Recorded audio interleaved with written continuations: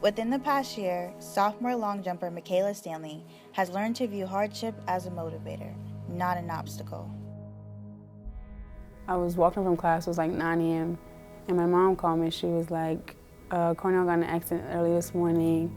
We probably won't be at your meet this weekend. And I was like, okay, is he all right? She said, yeah, he's fine. And like she sounded like monotone, like it was nothing. And then the next day, she called me again and she was like, they still have him, but he's fine, and you can come home tomorrow and see him, okay?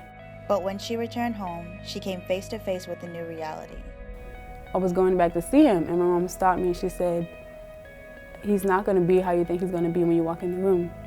And I said, what do you mean? And he was like, he's not going to be able to respond to you. And it still didn't hit me that he was as bad as he was.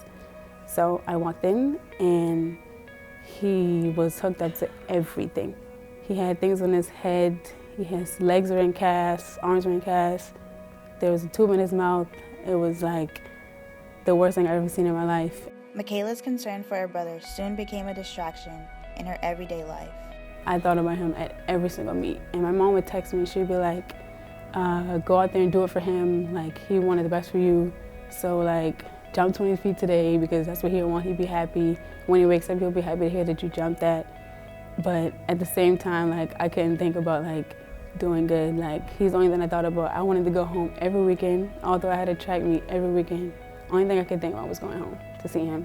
Although Makyla kept the situation largely to herself, she relied on her team for support. So I was really like a private person, and like I didn't want like everyone like talking about it, thinking about it, being sorry for me at the same time. So I kind of like handled it on my own. We went through what she went through with her brother last year together, and of course it was very stressful for her. Oftentimes difficult to keep focus on what she was doing, but at the same time, as we could talk through things, I think it ended up being a motivation for her to understand that she's blessed with a lot, and you know, she's blessed with a talent. Cornell graduated from rehab in September of 2016. Since then, Makyla's performance has drastically changed. This year I feel like I'm more focused and determined to like do good. And also, like last year, he didn't get to come to any of my meets because it happened in March, like right before outdoor started, and he was there like the entire track season. He wasn't even awake to like know what I was doing. But now, this year, he actually came to my first meet, so like that meant a lot to me and actually did very well. With Cornell as her motivation, Makyla has been able to break her personal records and credits him for her improved track career.